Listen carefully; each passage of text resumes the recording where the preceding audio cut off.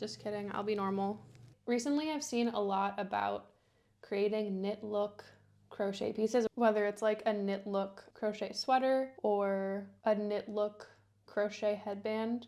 And I think a lot of the reason why that exists is because sometimes crochet can feel like a little stiff, a little too like crafty or playful, or I don't know what the exact word I'm looking for is, but I wanted to give you these ideas as a way to upgrade what you're making through like material, techniques, inspiration, and kind of get out of like the craft world and more into the fiber art world, if that makes sense. The first thing I wanted to talk about is yarn and material.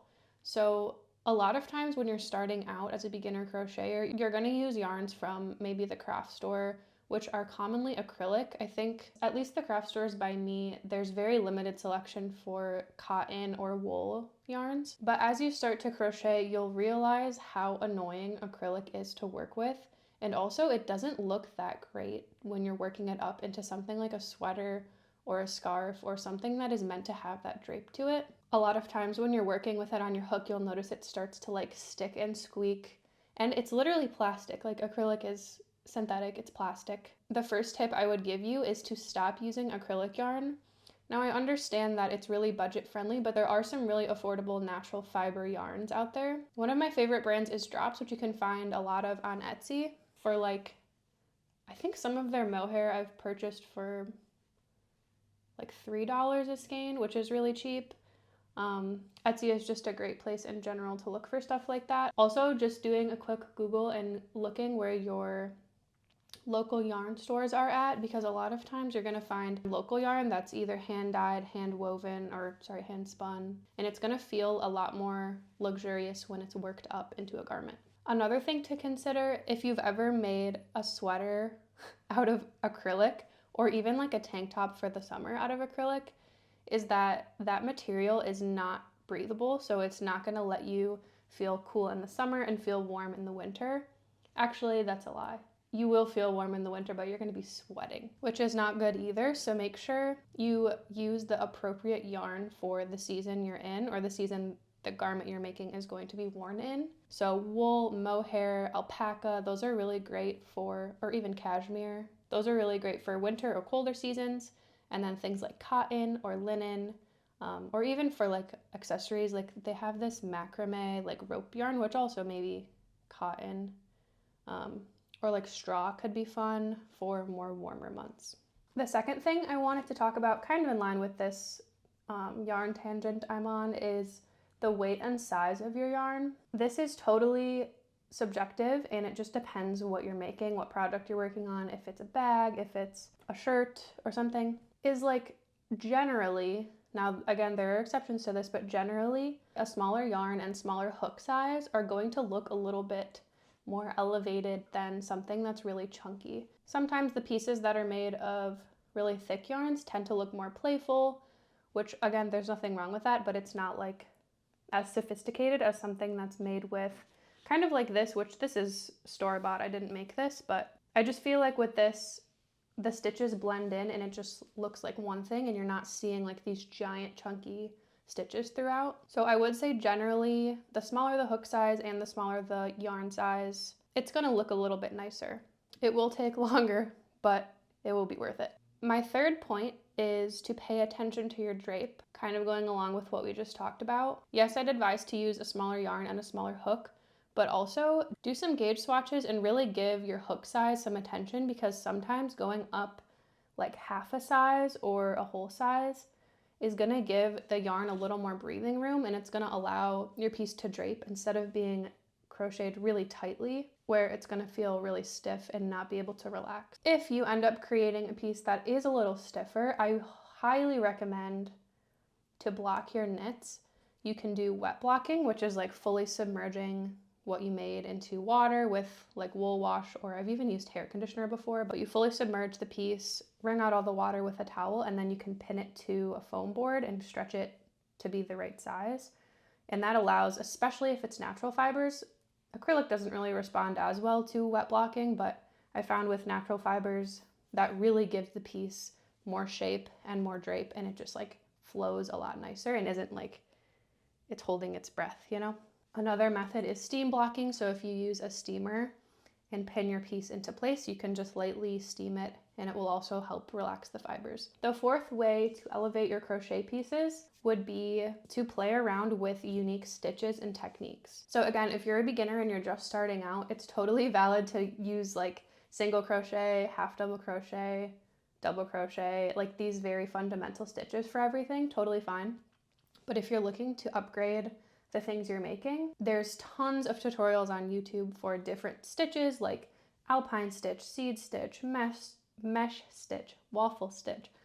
I can't think of any more off the top of my head, but definitely look into different types of stitches, which most of them will use the double crochet, single crochet, slip stitches, all of that as the foundation, but you're just going to be like alternating or inserting your hook into a different spot or things like that. So it's not super complicated, but it is a nice way to give your piece some more texture or something a little more than just a flat double crochet. Another thing I would recommend is to go to your local library, because a lot of times there will be tons of crochet books and you might find stitches or techniques that you might not find online by looking in books and using other resources like that. Number 5 is to add personal touches and details to your work. This is such a simple way to elevate something. It's like not that time consuming. You don't need a lot of yarn to do it. Let's say you crocheted a sweater like this, for example. A way to add a lot more visual interest would just be to do like a simple trim along the borders, or maybe you connect the panels with a contrasting color. Maybe you have embroidery thread and not yarn and you just do like a really thin, subtle detail like that. If you're someone who sews, you could add like a lace trim or something with ribbon or anything that just takes something really basic and adds another layer, another level of interest. If you sell your crochet pieces, you could get custom made labels and add those to your pieces. I think that makes it feel like a lot more important, or like this is the real deal, like it has a label. Or even things like color work, color blocking, striping, things like that, where you're really just putting another level of detail into the piece. I've repeated myself too many times. Number 6 is to get inspiration from things that aren't crochet. So a lot of times we're gonna look on Pinterest, we're gonna look on Instagram if we're starting a new project and we're like, what is everyone else crocheting?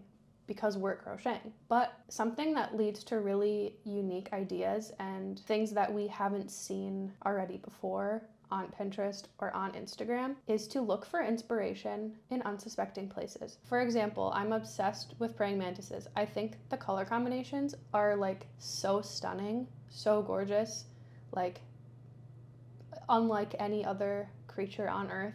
Also, fish have really cool color combinations. So even something like picking out yarn, like instead of looking at so-and-so's Instagram who made, let's say like a black and white striped sweater, you find like a fish you love, or in my case, like a praying mantis, and just like use the color palette that you see there. Or maybe you're an interior designer and you're really inspired by like this image of some interior. Pull inspiration from that color palette, pull texture inspiration from that photo, pull inspiration from nature or people around you and how they see things. I think it'd be cool to create something from someone else's perspective. So let's say you have a friend who's like really techie and like codes or something. To put yourself in their shoes and approach creating a garment or something how they would. Like maybe normally you would just do a normal double crochet, but maybe they would create like something in code with like a pixel design and then translate that to stitches. So I don't know, just kind of changing your perspective on how you look for inspiration is a really simple way to take something that is ordinary and make it a little more interesting. Number 7 is let your other interests inform your work. Let's say you're a seamstress and you're really great at sewing. Sew a shirt and then crochet a collar and sew that onto the shirt. Like merge your interests. Maybe you're really into hiking. Crochet a little water bottle sling for yourself out of climbing cord. Maybe you're really into embroidery and you want to embroider something over something you crocheted. Maybe you're a huge reader and you could crochet like a book sleeve or something for your books. Like, let other areas of your life inform your crochet work, because why not? It just adds, again, another level of interest. It adds something unique to what you're making and will help make it stand out. And it's going to be more personal to you. It's going to be more valuable to you and more useful to you. And so many people are interested in so many different things that I feel like it could lead to like really cool end products. I am sweating. Number 8, I want to talk about color. What I'm about to say, like, no hate if you're really into bright colors or anything like that.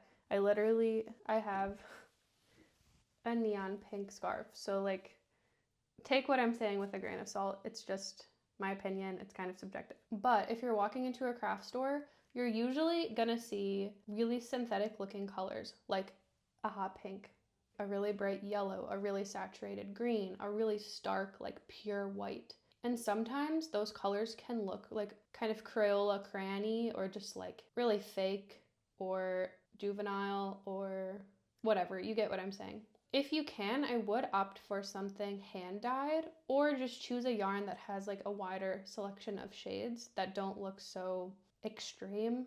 Like, you'll definitely see this if you go to a craft store and then you go to a local yarn store. You're gonna notice a huge difference in the color selections. Instead of something like a really bright white, you're gonna find like a softer off-white or a softer off-black. Instead of this kind of pink, you're gonna find something more muted, more subdued, a little more elevated, as the point of this video is. I wouldn't recommend doing this for synthetic yarns, but even if you buy a white cotton or wool or something and you hand dye it, there's a ton of ways to dye yarn with like, gosh, I don't know exactly, but like beets. I don't know, but just look up natural ways to dye yarn. And there's like plants and things like that that you can use to add color that looks a little more natural and a little nicer than neons or bright colors. Also on this note is play with color combinations that you might not normally choose. A lot of times you want to make something that looks like this because you're like, I love color. I love pinks and blues and greens. When you can use those same colors, but you can make something that looks a little more like this, where there's color, but it looks like a little more adult, a little more grown up, and it's not so childlike, as I was saying. Which, again, if you create work that looks like that, absolutely no hate. I think it's cute and it's fun and there's nothing wrong with it. If you're gonna choose something like a bright pink, instead of pairing it with a bright green, maybe pair it with like an army green or a darker green.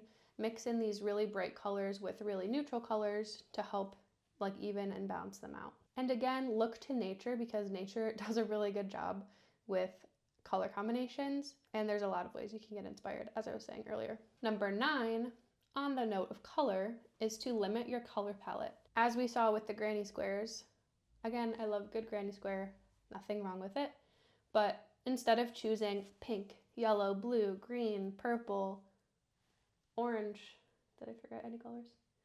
White, black, brown, red. Maybe you just choose 2. Maybe you just choose 1.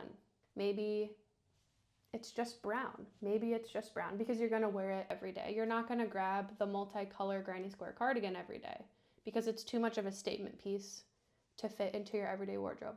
If you can find a way to fit that into your everyday wardrobe, props to you, because that is a challenge for me. I often just go for like the cream sweater, the gray sweater, the black sweatshirt. So using a more minimal color palette usually will blend in with your wardrobe more, and be honest with yourself about what you're actually gonna wear. And my last point, number 10, is to know when to follow a pattern and know when to not follow a pattern. So when is it the right time to follow a pattern? If you are a beginner or an intermediate crocheter, I definitely would recommend following patterns as a way to expand your skill set, expand like the techniques you're exposed to. Like right now I'm working on this pattern by, I think it's Lola Crochets. I will put it on the screen, and it's this raglan cardigan. And I followed a few tutorials on YouTube like years ago on how to make a raglan sweater where you just like increased at 4 points around the collar, if you know what I'm talking about. But this is a completely different sweater construction than I've ever made before. It's not something I could have just made up on my own if I wasn't following the pattern, because it's so like mathematical and I really have to follow the instructions to understand what's going on. But once I make this sweater and I get a good understanding of the construction, the techniques, the stitches, where I'm increasing and decreasing, that's just like another thing in my toolkit that I can pull out later if I'm not following a pattern. Use patterns as a way to grow and learn, but also I don't think you need a pattern every single time you're going to make something, especially if you're making like a scarf or something that's rectangular, a bag even. I love the look of some of the more freestyle crochet pieces where you just wing it and it looks kind of sculptural and you get like weird blocks of color instead of really even stripes. Maybe they're like you're switching yarn at random times, or like this, it's just completely like amazing and interesting and looks more organic. Following a pattern and not following a pattern can both be very beneficial, but I think if you're someone who always follows a pattern, I challenge you to just don't use a pattern and try to come up with something on your own, because it's gonna really like put your voice into it and your personality, and your instincts are going to shine through the piece, and it's going to elevate it instead of just being what other people are instructing you to do. And if you're someone who never follows a pattern, which I feel like I kind of leaned into this world more when I first started, is I was just like, I can figure it out. And like the seams were wrong, things weren't aligned. I needed to understand like the basics of construction and like what's actually going on. But like for someone like that, it's more beneficial to follow a pattern because you have that ability to like step away from instructions and like take your own liberties. But you might need to understand more of the fundamentals of construction and like seaming and things like that. So just try to find the right balance of those and push yourself out of your comfort zone a little bit, because I think the product will be more unique that way. In summary, I think it's important to not always look at other crocheters' work to create something that lets your personality and your voice come through.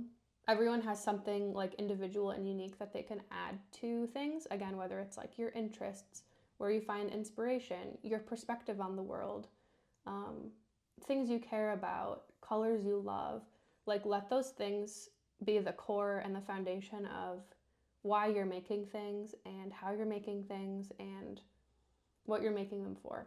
I think that's all I have to say though. Subscribe if you want to see more videos. I think I'm going to try to do a few more of these like chatty type videos instead of always focusing on tutorials, because sometimes with tutorials they take so long to like plan and create like a prototype and then film it and edit it. So I'm going to try to balance these in with tutorials and other videos so that I'm not leaving 3 months in between when I post, because I know it's inconsistent and I want to do better with that. But thank you for watching and I will see you later.